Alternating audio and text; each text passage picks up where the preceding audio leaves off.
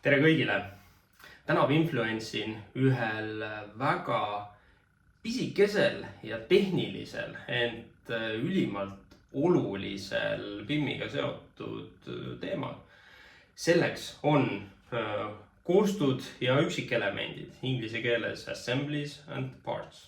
Tihtilugu tuleb ikka küsimusi klientidelt, et miks ma vaatan mudelist mingisuguseid elemente, üks päev saan ma ühe andmesisu, teine päev teise andmesisu, saadan selle mudeli kellegile kolmandale inimesele vaatamiseks, tema näeb, et seal on üks andmesisu, mina näen, et teine.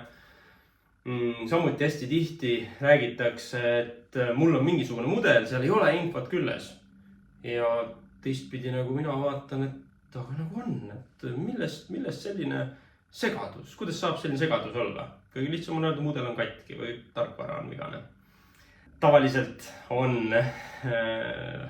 selle olukorra selgituseks selline asi nagu assembly ehk koost ja alamelement.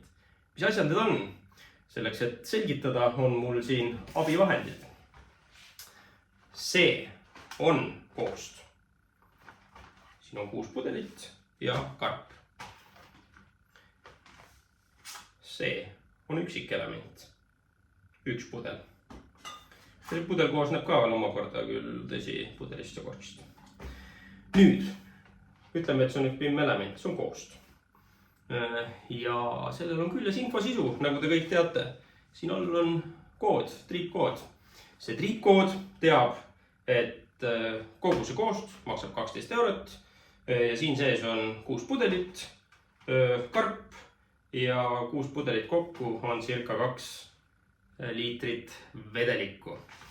Kui me nüüd võtame välja siit üksikelemendi, siis selle üksikelemendi triipkood ehk infosisu teab, et see maksab 2 eurot ja siin sees on 0,33 liitrit vedelikku.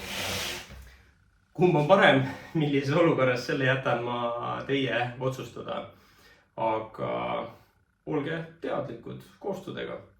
Erinevates BIM tarkvarades seda, et kas nüüd valida koost või üksikelement, seda saab teha erinevalt, selleks on mingisugused nupud või kiirkäsud. Kuidas seda tehniliselt teha, kirjutan siia video all.